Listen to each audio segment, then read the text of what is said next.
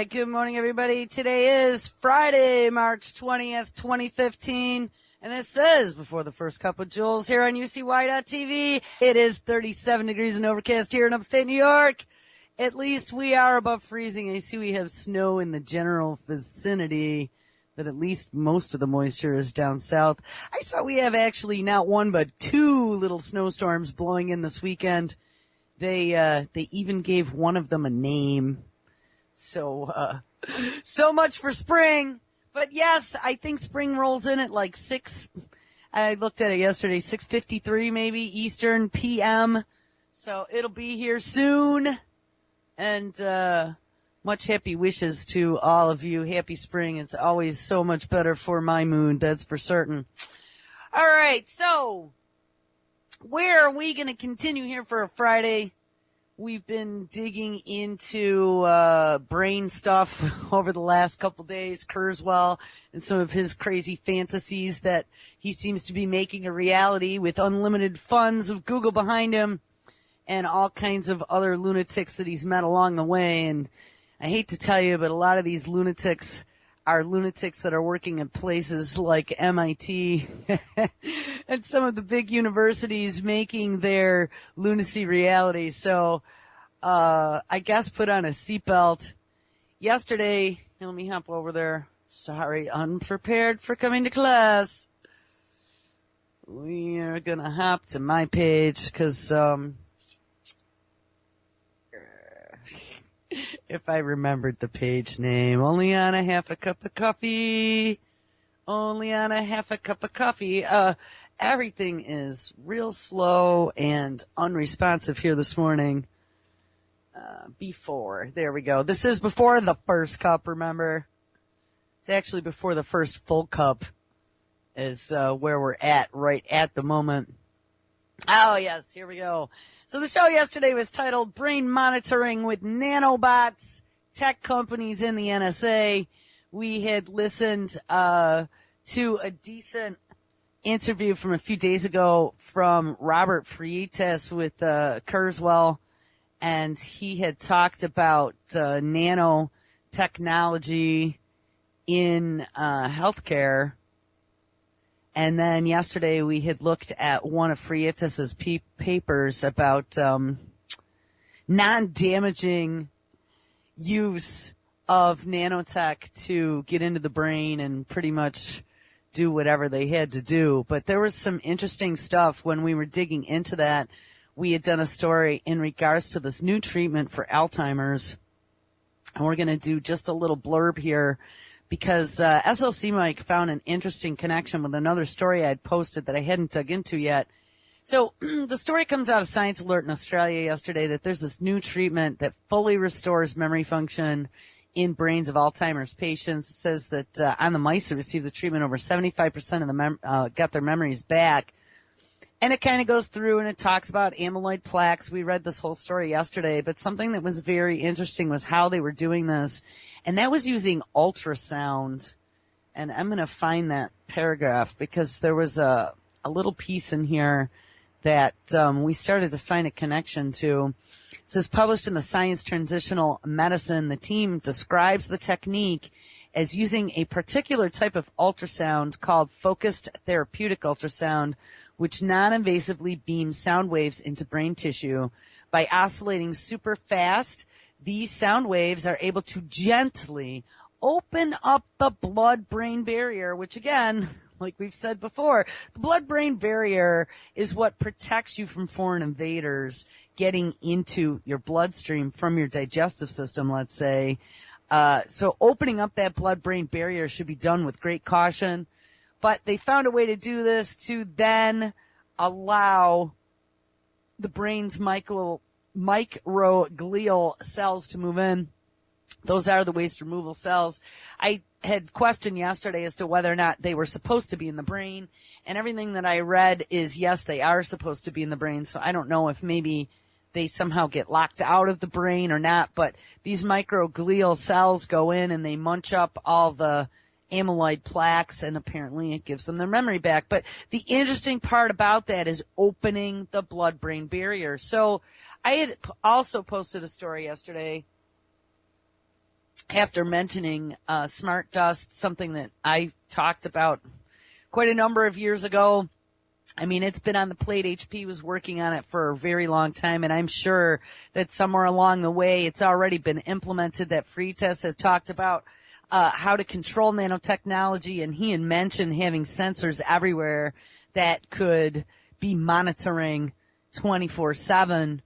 And that's definitely the type of stuff they're going to have to use, is some sort of SmartDust, very small nanoparticulate that has some sort of computer intelligence where it can process information and send back statistics. So let's read the story out of MIT Technology Review now, since we've looked at how they're curing Alzheimer's. We know that DARPA has been doing all kinds of brain research on removing and replacing traumatic memories. One way that they were doing that was with flashes of light. There was another way that they were doing that, and that was with sound. So remembering both those things, now let's listen to this. How SmartDust could spy on your brain. MIT Technology Review, July 16th, 2013. Intelligent dust particles embedded in the brain can form an entirely new form of brain-machine interface, says engineers. The real-time monitoring of brain function has advanced in leaps and bounds in recent years, thanks largely to various new technologies that can monitor the collective behavior of groups of neurons, such as functional magnetic resonance imaging, magnetoencephalopathy, and positron emission tomography. Yeah, that's a PET scan. This work is revolutionizing our understanding of the way the brain is structured and behaves. It also leads to new engineering disciplines of brain-machine interfaces, which allows people to control machines by thought alone. And, you know, they've been working on some of that as well. They have keyboards and mice that do that, measuring brain waves with just a little thing that goes over the top of your head. They've been using it also with prosthetics patients. They just put this little thing on their head, and now they have full control over their new bionic arm. Impressive though these techniques are, they all suffer from inherent limitations such as limited spatial resolution, a lack of portability, and extreme invasiveness. Today, Dongjin Seo and pals at the University of California, Berkeley revealed an entirely new way to study and interact with the brain. Their idea is to sprinkle electronic sensors the size of dust particles into the cortex and to interrogate them remotely using ultrasounds. The ultrasound also powers the so-called neurodust.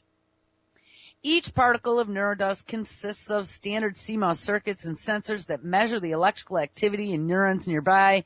This is coupled to a piezoelectric material that converts ultra-high frequency sound waves into electrical signals and vice versa. The neurodust is interrogated by another component placed beneath the scale, but powered from outside the body. This generates the ultrasound that powers the neurodust and sensors that listen out for their response, kind of like an RFID system.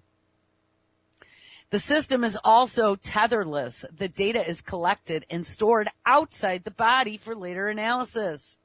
So wait, did we just read that correctly? So we can self-power these smart dust particles that have been put into the brain, creating some sort of electrical signal that is converted from ultra-high frequency sound waves, and we can interrogate them, meaning gather the information from them using ultrasound. Wow, that sounds eerily familiar to the procedure using ultrasound to open the blood-brain barrier that they're now tinkering with in Australia. Now, if that SmartDust got into your brain and we opened up that blood-brain barrier, or if that SmartDust got into your body, like, oh, I don't know, we breathed it in or we ingested it in our food. And then there's some ultrasound bursts, which, by the way, we can't hear. And those ultrasound bursts open the blood-brain barrier. so those smart dusts could get into our brains, and then they can use whatever, this ultra high frequency sound wave that, I don't know, when I start hearing stuff like this, I just keep remembering how the end of last season, HAARP, which there was no fantasy, HAARP existed. It was living up in Alaska, and they had a website, and all of their readings were online 24/7. Oh, what? It's not online anymore? No. They, out of the blue, decided that they were going to shut it down, but only after the very last experiment, which was performed there, that DARPA had rented the space out or whatever they were doing. And then they announced that HAARP was closed. So when I think about that, and I think about this large array of antennas that they have out there, that they are able to beam, I don't know. I mean, it's ELF, HLF, high frequency, low frequency, whatever it is, it's frequencies. We don't know what all the frequencies are.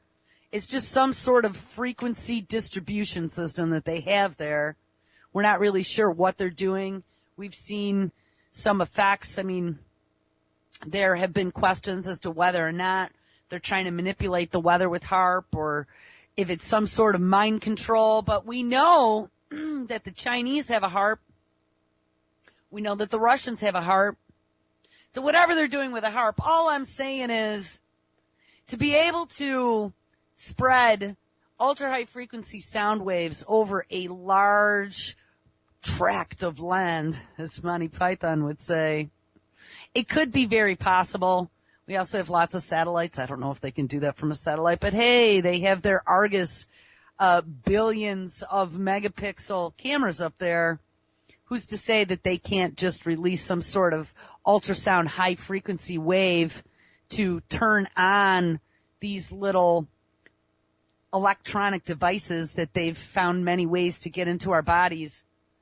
Just pointing out here, though, that there's some technology that is out there, it's being experimented with and used, that seem very similar, and they do things that would be very advantageous to these mad scientists gone mad that we've been looking at. Getting nano sensors or SmartDust sensors to cross the blood-brain barrier to what? Oh, get into your brain and be able to monitor the neurons, which is what we were just reading that they're working on, and then send information outward, would be right up their alley. And Freitas had talked about that very thing, nanobots in the brain. That was that paper that we read yesterday. All right. The neurodust is interrogated by another component placed beneath the scale. Oh, I read that already. The system is also tetherless. The data is collected and stored outside the body for later analysis. Yes, slice and dice put into a database and become a thought criminal. That gets around many of the limitations. The system is low power. It can have a high spatial resolution, and it is easily portable. It is also rugged and could potentially provide a link over long periods of time. Quote, a major hurdle in brain-machine interfaces is the lack of an implantable neural interface system that remains viable for a lifetime. Now, they are already experimenting with brain-computer implantable interfaces, but yeah, I didn't realize they were having like longevity issues with it. The difficulty is in designing and building such a system, and today's paper is a theoretical study of these challenges. First is the problem of designing and building neurodust particles on a scale of roughly 100 micrometers that can send and receive signals in the harsh, warm, and noisy environments within the body. That's why CEO, who is the guy who's working on this, and company, have chosen ultrasound to send and receive data. Yeah, because we can't hear it. They calculate that the power required to use electromagnetic waves on the scale would generate a damaging amount of heat because of the amount of energy the body absorbs and the troubling signal-to-noise ratio at that scale. By contrast, ultrasound, well, yeah, I guess, if we use microwaves, it'd be cooking us alive. That might be something on their future plan list. By contrast, don't they already have those microwave guns, those heat heat wave guns for protesters?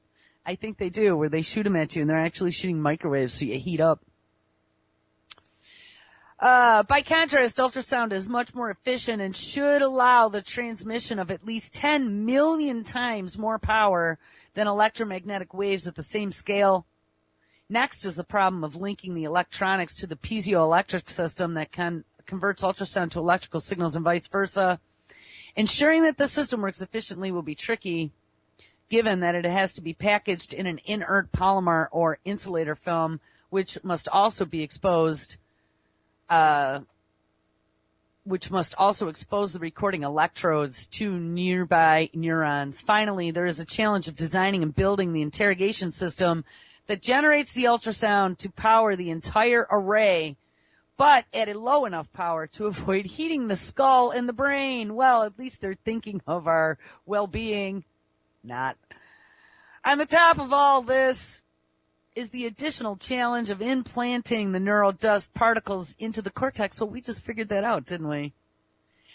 CO and company say that this can probably be done by fabricating the dust particles on the tip of a fine wire array held in place by surface tension. For example, this array would be dipped into the cortex where the dust particles become embedded. Well, they found an easier way. You breathe it, gets into your system, you ingest it, it gets into your system, do a flash of ultrasound, opens the blood-brain barrier, and those things just pass right through. That's an ambitious vision that is littered with challenges beyond the state-of-the-art. However, the team has a strong background in nano-electromechanical systems and in the interface between electronic systems and cells. Well, damn. Then they got it going on. Indeed, one of the authors, Michael Marsharbis, developed the world's first remotely controlled beetle a few years ago. And yeah, do you guys remember that? Actually, my daughter remembers that, the remote controlled cockroach. That was when I first started doing radio, and I could not believe that they had actually done that, but they did. They implanted electrodes into a cockroach brain, and then they were controlling them with a gamer, what do you call it, joypad, or whatever they called them. You know what I'm talking about, like the controller for a video game, making them turn right and left. And there was a story. Actually, we'll have to find that, speaking about cockroaches. Hold on. And that remotely controlled beetle was a development that was named one of the top 10 emerging technologies of 2009 by Technology Review. These guys clearly are not afraid to take on big challenges. Yes, being able to steal the last privacy that we have as human beings. It'll be interesting to see how they fare. Yeah, NeuroDust, an ultrasonic, low-powered solution for chronic brain-machine interfaces. That was the name of the paper. Chronic brain-machine interfaces. Chronic to me is always a term that doesn't give me a warm and fuzzy. Chronic to me is like a chronic disease. Having Kurzweil in my head would be a chronic disease. Yeah, I found a story the other day. Hold on, we're going to have to find this one. Here we go. Long live the cockroaches. You know, they said many times if there was ever a nuclear war, the only things that they think would be left would be the cockroaches. But cockroaches have become a poor lab animal that gets tortured and studied with brain interfaces now, along with the beetles. But listen to what they found out. You might have more in common with the much maligned cockroach than you'd like to admit. Researchers from the Free University of Brussels found cockroaches have personalities and even display different character traits, such as bravery and shyness. That's it. Lead researcher Isaac Planis said the pests make perfect test subjects because of their well-documented decision-making abilities. Cockroaches have personalities. I mean, I honestly, when I was growing up, they had taught us that animals did not have feelings. And, you know, maybe they said that because they had to find a way to justify some of the horrifying things that they do to animals in the name of the greater good and research. But anyone who's ever had a pet, Anyone who's ever had a beloved pet that they've connected with knows that animals have personalities and animals have feelings. They're not just dumb, like they used to say. They have ways of thinking and reasoning and problem-solving skills. Even birds, cephalopods, and now we're finding out even cockroaches. Cockroaches are a simple animal, but they can reach a complex decision with little information, with little interactions, only knowing if I have a partner here or not.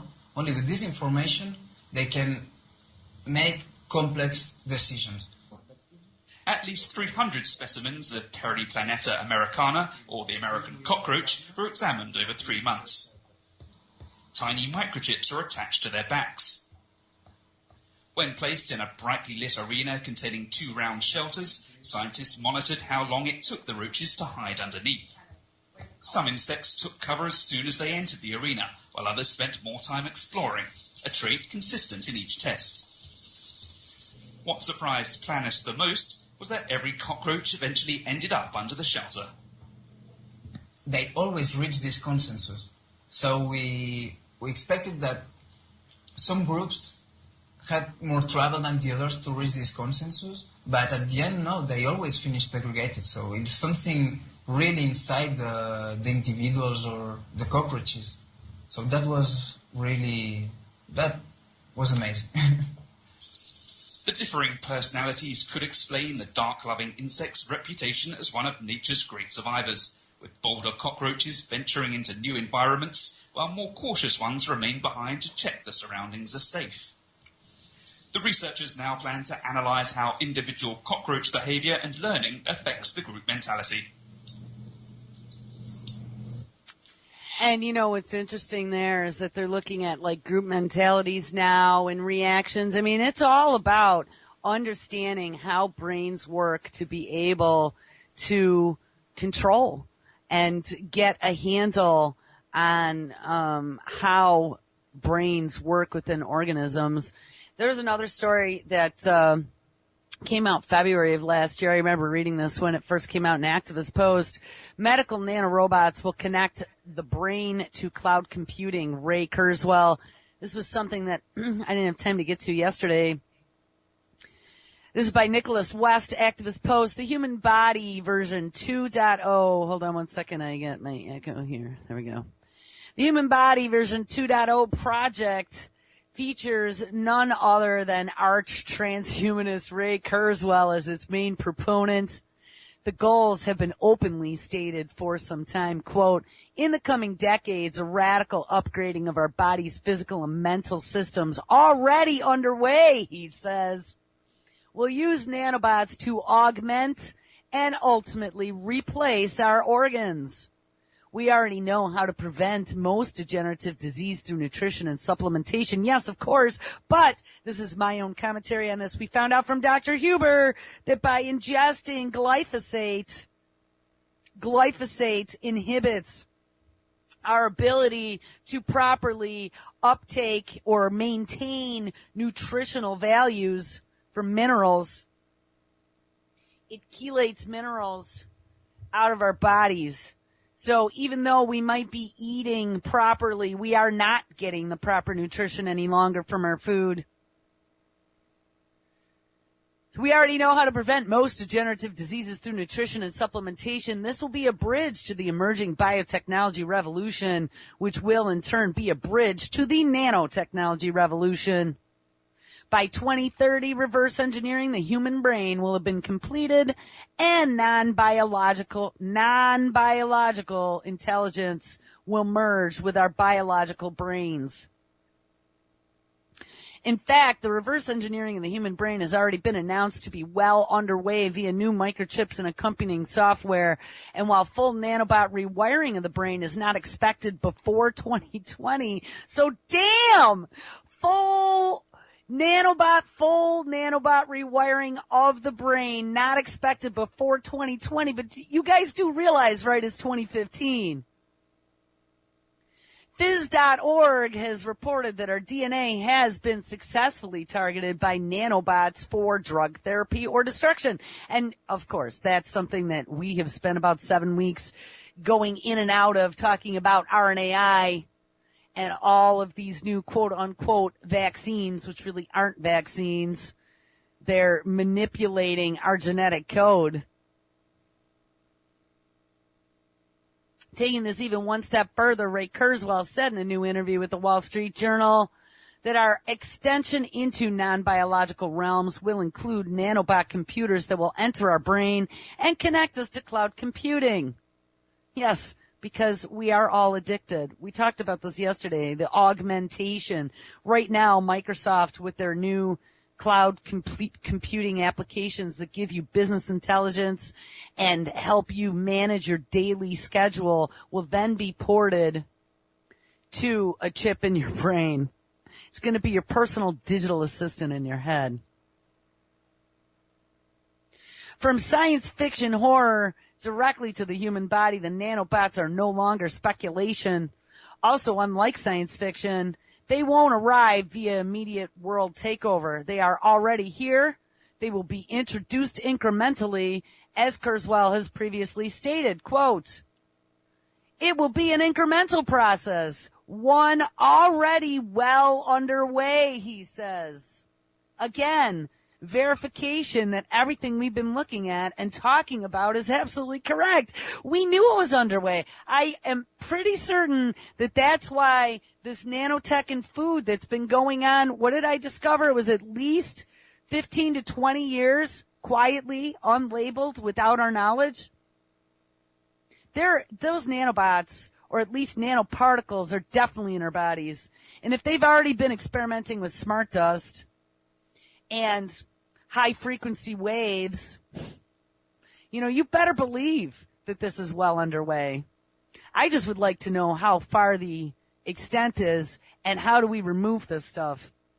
I dug into that a little bit, and nanoparticles accumulate in your organs, in your liver and your pancreas. So I'm wondering if there's any type of liver cleanse that we might be able to do. One of the things that we need to find is somebody who is working in biotechnology right now or in nanotechnology that, even though they found it extremely fascinating, there's probably going to be all kinds of high-paying science jobs out there in the future, they need to be a double agent for us. They need to give us or feed us like a Deep Throat on X-Files. You need to feed us the secrets as to how to be nanobot-free in the future. We need help. How do we disable these things? All right, let's get back to the story. So, it'll be an incremental process, says Kurzweil, one already well underway. Although version 2.0 is a grand project, ultimately resulting in the radical upgrading of all our physical and mental systems, we will implement it one benign step at a time, with his evil look on his face, rubbing his hands together as he contemplates world domination and being one with the machine. Based on our current knowledge, we can already touch and feel the means for accomplishing each aspect of this vision. Researchers from Columbia University have developed a fleet of molecular nanorobots that can deliver drugs to specific cells and also identify certain genetic markers by using fluorescent labeling. And I believe we found out that fluorescent labeling was called luciferase, wasn't it? I think so. After such identification, a chain reaction can be initiated. Here's a quotation out of some of this research. Quote, "On cells where 3 components are attached, a robot is functional and a 4th component initiates a chain reaction among the DNA strands. Each component swaps a strand of DNA with one another until the end of the swap, when the last antibody obtains a strand of DNA that is fluorescently labeled. At the end of the chain reaction, which takes less than 15 minutes in a sample of human blood, only cells with the 3 surface proteins are labeled with the fluorescent marker. Naturally, this type of therapeutic approach could prove beneficial, as researchers highlight, especially for cancer treatment, which this story was from 2014, and it has now been announced that they are about ready to begin the first human trials in some of this nanorobotic cancer treatment, especially for cancer treatment, which sweeps up healthy cells along with malignant ones, very often doing more harm than good. Well, gee, good thing that they're getting ready to test this on people now then. This is always how new technologies are sold to the public, however. Yeah, isn't that what I said? A cure for cancer. Step right up! This is always how new technologies are sold to the public, however, and it would be naive to consider the darker applications, to not consider the darker applications as well. Direct brain modification already has been packaged as, quote, neuroengineering. A Wired article from early 2009 highlighted that direct brain manipulation via fiber optics is a bit messy, but once installed, it, quote, could make someone happy with the press of a button. Nanobots take the process to an automated level, rewiring the brain molecule by molecule. And worse, these mini drones can autonomously self-replicate, forcing one to wonder how this genie would ever be put back into the bottle once it was unleashed. Yes, the question we've all been asking. Here's one scenario offered by Kurzweil for how these nanobots could enter our body. Quote, a significant benefit of nanobot technology is that unlike mere drugs and nutritional supplements, which we found out that titanium dioxide, which is a nanoparticle, is in a lot of nutritional supplements. A significant benefit of nanobot technology is that unlike mere drugs and nutritional supplements, nanobots have a measure of intelligence. They can keep track of their own inventories and intelligently slip in and out of our bodies in clever ways. One scenario is that we would wear a special nutrient garment, such as a belt or undershirt. This garment would be loaded with nutrient-bearing nanobots, which would make their way in and out of our bodies through the skin and other body cavities. That might seem to offer a level of participatory choice to wear or not to wear the garment, but Kurzweil reveals that the nanobots will eventually be everywhere. Quote, ultimately, we won't need to bother with special garments or explicit nutritional resources, just as computation will eventually be ubiquitous, and yes, that is the Internet of Everything, people, and available everywhere. So too will basic metabolic nanobot resources be embedded everywhere in our environment. In a recent interview with the Wall Street Journal, Kurzweil highlights why Google has taken an interest in nanotechnology, which we looked at that story yesterday. Google's been working on all kinds of stuff with nanotechnology, putting it into your bloodstream, making sure that it can monitor all of your bodily systems. Kurzweil highlights why Google has taken an interest in nanotechnologies and the possibilities he sees for humans as they increasingly become non-biological and form direct connections with computers, augmenting and or supplanting our natural process as we head into the era of cyborgs and beyond. Let's listen to this interview quickly. And it's spinning. And I think this might be a commercial, so we could talk over it. It looks like it might be for Amazon. No, it was for Symantec. All right, here we go. We're integrating with this technology. You know, when I was at MIT, the computer was across campus, took up the floor of a building. Now we carry it in our pockets, on our belts. They're moving onto our eyes and our ears. Some people have them in their brains, like Parkinson's patients. The Parkinson patient can actually download new software to the computer connected into their brain from outside the patient. It's pea-sized, so it requires minimally invasive surgery, but another exponential trend is the shrinking of technology. I've measured it at about a rate of 100 in 3D volume per decade. So these will be sized by the 2030s. So we'll have millions, billions of blood cell-sized computers in our bloodstream in the 2030s, keeping us healthy, augmenting our immune system, and also going into the brain, putting our neocortex on the cloud, basically expanding our neocortex into the cloud. So today, if you need to do a complex search and you need 10,000 computers for 2 seconds, you can access that in a cloud. In 2035, I see somebody approaching me, I want to impress them, I need to think of something clever, I've got 2 seconds, my 300 million pattern recognizers in my neocortex isn't going to cut it, and I need 1 billion or 10 billion for 2 seconds. Just the way today I can access 10,000 computers in the cloud, I'll be able to access additional neocortex and think of something clever. And we will expand our neocortex. And if you remember what happened the last time we expanded our neocortex, when we developed these big foreheads. I don't remember particularly, but remind us if you would. Well, 2 million years ago, humanoids came on the scene. We had these big foreheads, so we had this frontal cortex, which is where we do our high-level thinking, language, art, science, journalism. That was a very primitive stage of development, I think. And, well, actually, storytelling was our first invention.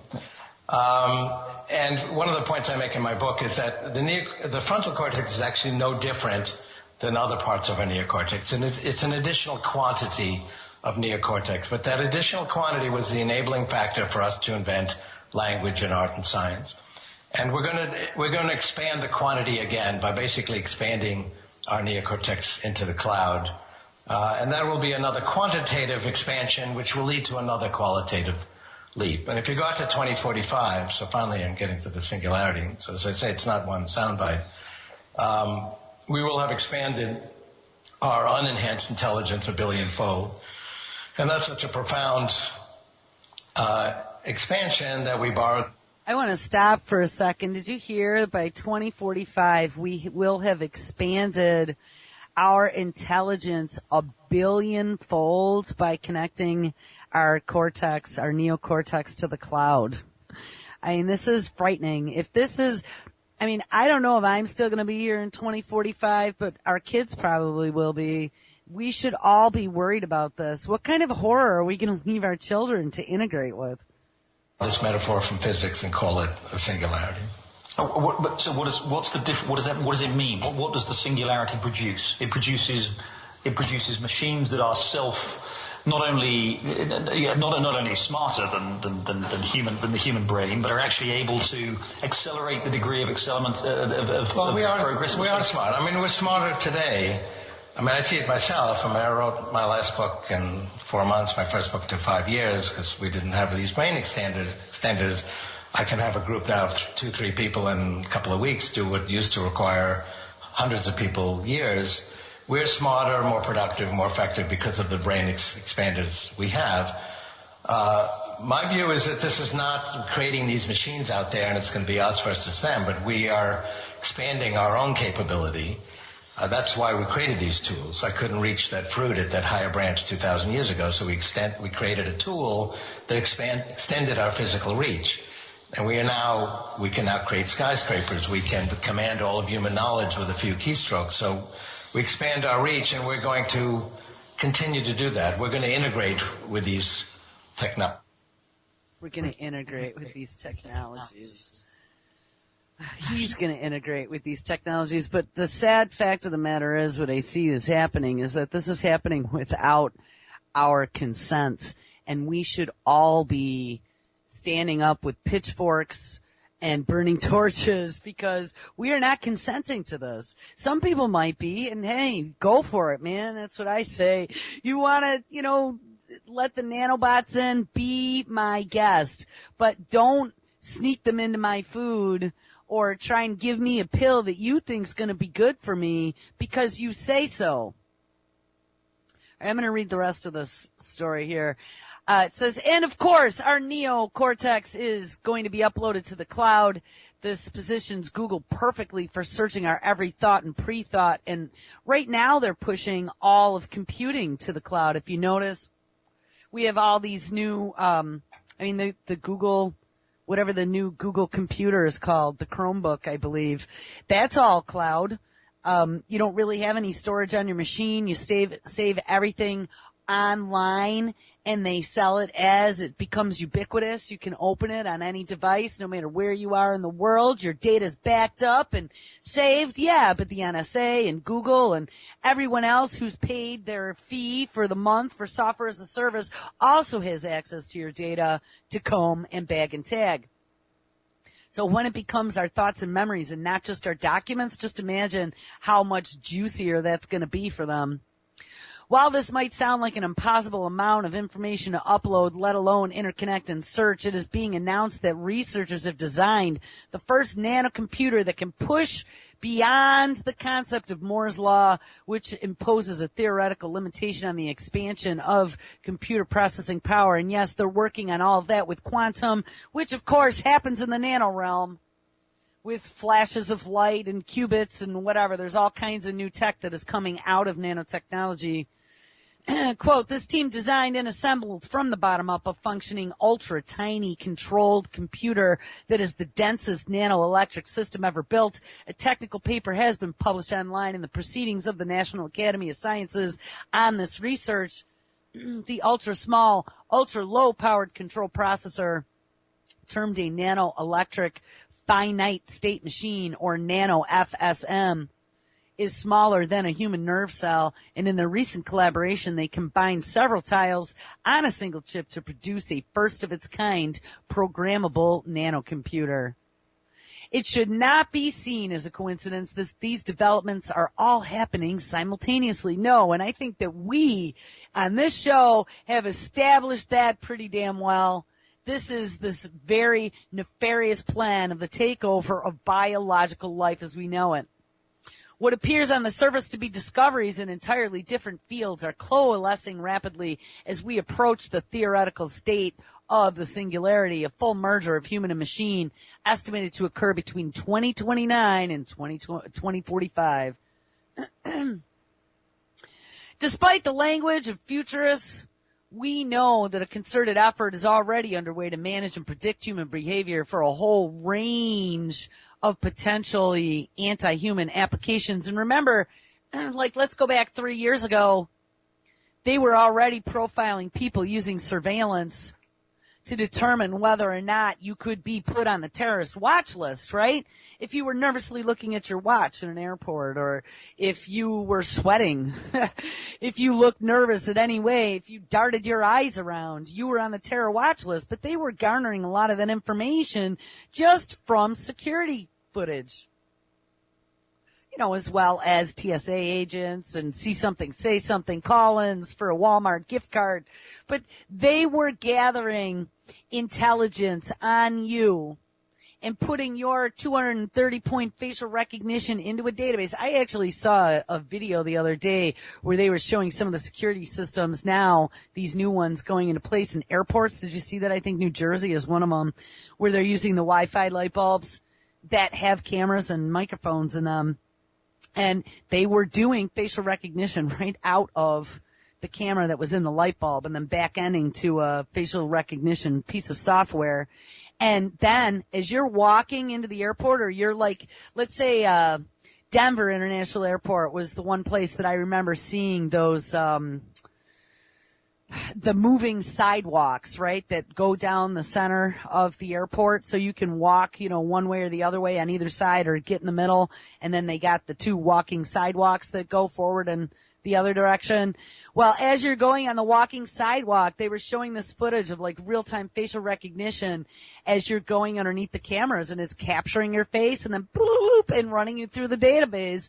And I mean, that's not just happening at airports, that's happening all over. You know, makes you wonder if the Microsoft Cyber Center, which we looked at right at the very end of the show, who's watching for criminal activity everywhere, and the NYPD, who has a Microsoft Cyber Patrol Center that Microsoft came in and helped them build to track terrorists, if places like that aren't already doing that. So no matter where you go, you know, your traffic, your stoplight surveillance cameras that are there taking pictures, or the Argus drones that are flying over 24/7 doing, 1.6 billion megapixels, where they can then store all that data and then reverse the film backwards and zoom right in on your license plate when a crime has been committed. They can go back in time and watch where you went to and call out SWAT team to find you because they saw where you parked or ran down the block with your bank robberings. You know what I mean?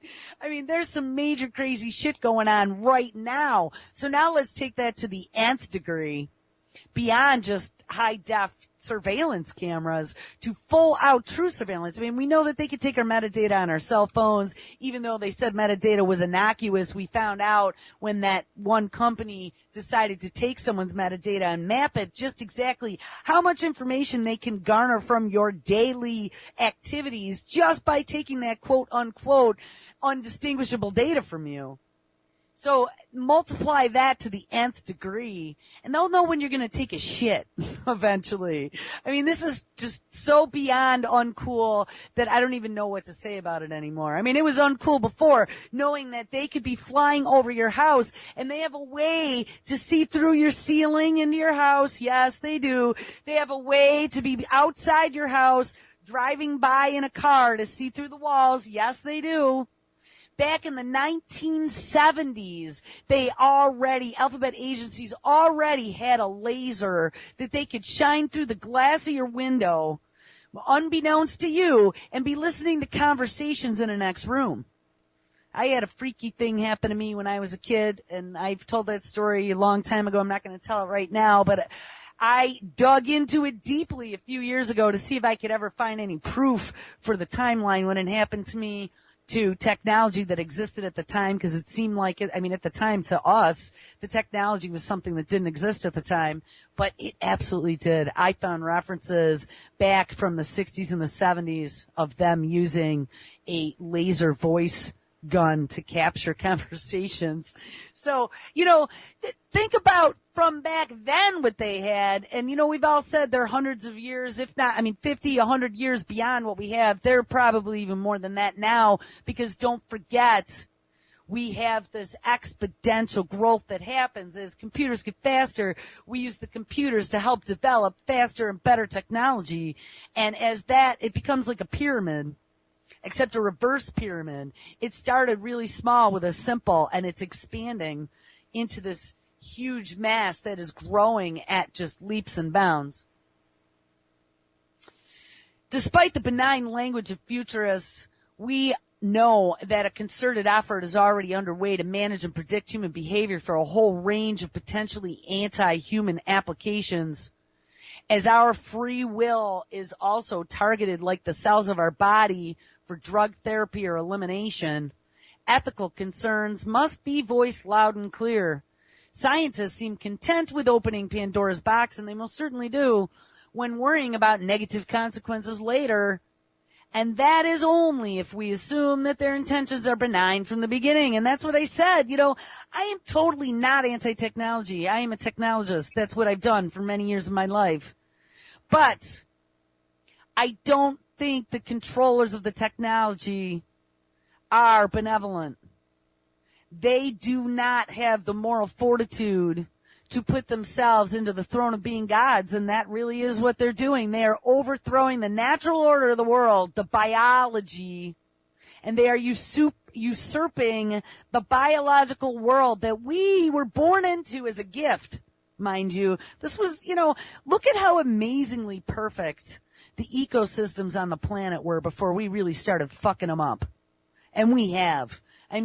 Regardless of how it was done or who did it or which poison dumped where caused it to tip over the edge, we're about there, people.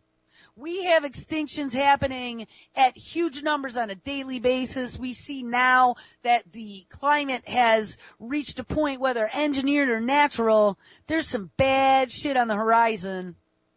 There's food shortages, water shortages, and this is going to turn us into the Hunger Games. Now, like I said, whether it was orchestrated or it's happened naturally, I don't know. But add to all of this then some of the even crazier mad science gone mad. The Large Hadron Collider just fired up this month, and it will be at full speed to start new, higher than ever seen before by man anywhere on this planet or in this solar system explosions that are going to amplify anything that they were able to produce before by almost doubling their explosion rate in tetra TeVs, whatever those are, televolts, I think they're called, to what? Discover more God particles? Oh, what? They're looking for dark matter now. Oh, what? They think now, I saw a story the other day that they think God particles might disintegrate into dark matter. Oh, what? There's now a theory that maybe dark matter is what made the dinosaurs go extinct? Yeah, actually, there is. There's this whole long story about some research they've been doing about the 26,000 years when we move into the galactic plane. And this wasn't some freak article either. This was actually a science. It was either on science.com or Scientific American. I mean, we do move through this galactic plane every 26,000 years of our solar system. They believe, there's a massive, massive black hole, and there's all this dark matter in 90% of the universe, but there's this large concentration that we pass through. And they are almost thinking that it's very possible that as we pass through dark matter, that the core of the planet begins to heat up. And when the core of the planet, and it's an interaction, an electrical interaction between the core of the planet and this dark matter, and as the core of the planet heats up, so does the planet. Look at what's happening. So as we're firing up this Large Hadron Collider, now with the purpose of finding dark matter, and they're going, oh, our climate is off the rails now. We don't know what's going on. It's all your fault. Damn you humans. But check this out. I mean, this is the Large Hadron Collider.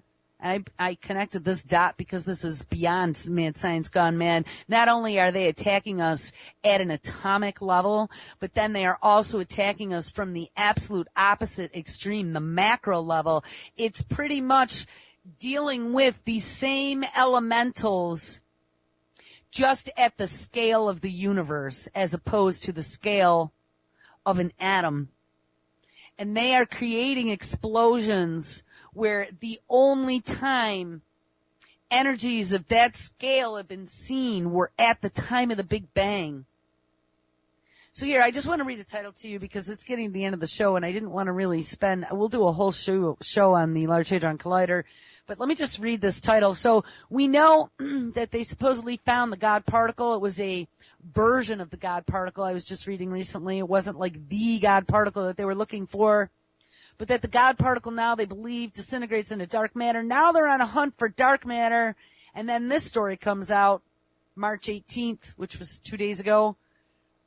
Detection of mini black holes at the Large Hadron Collider, because they were saying that mini black holes may appear, could indicate parallel universes in extra dimensions. So, back when they first started these whacked out experiments that shouldn't be done on a planet, it should be done in deep space by people who aren't anywhere near us. Some physicists had come out and warned that though there's not a huge chance, there is still a chance, since we're messing with things that we don't understand, that we might accidentally put a tear in space-time. I don't know about you, but I know no one asked me whether or not I consented to this experiment on my blue dot. Right? This is my blue dot. It's your blue dot. It's everybody's blue dot. We were born here. So shouldn't we have a say? If you're going to run an experiment that has a chance, even if it's a slim one, of opening up a rip in space-time and sucking us whole to disappear for eternity, don't you think that we should have had a global vote on that? Because I do. So anyway, and I read another story, and maybe it was this one, they actually say in here that as part of their plan, they're looking for extra dimensions and parallel universes.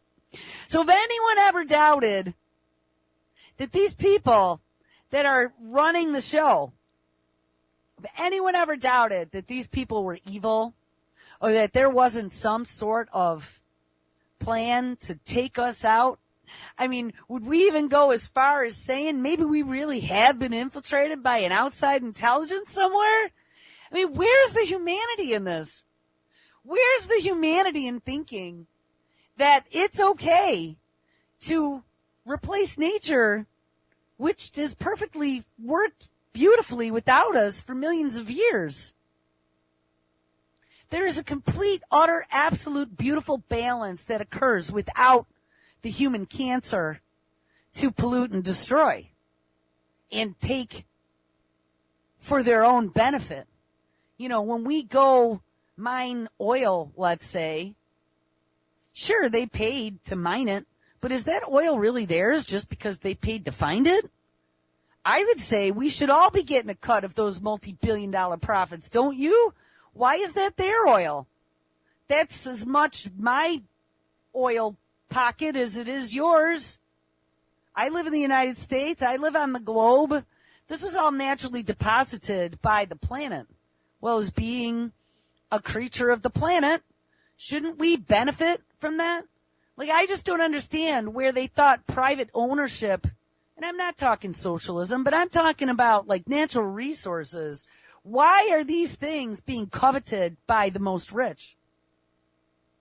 Owned and then allowed to enslave us? And why are they using technologies like this that are definitely beyond our understanding, beyond our control, just like nanobots? We don't know what's going to happen if these things get loose.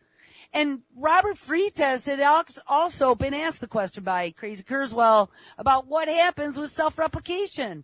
And even Freitas, who has written ad nauseum about how wonderful this is going to be for the future, recommends against self-replicating. Genie out of the bottle in so many ways, all over the board. And I don't see how we're going to stuff it back in. My plunger is broken, and it's a little too small. All right, guys, we got about 20 seconds left. Happy Friday. Happy solstice. Happy once in a 300-year event eclipse over England that happened at like 4:30 this morning Eastern time.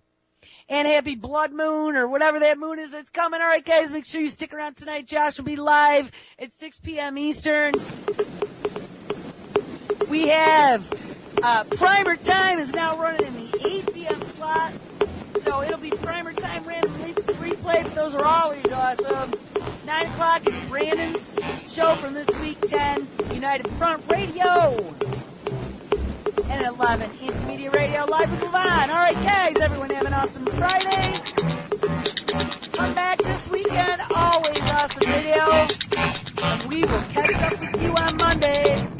Take care.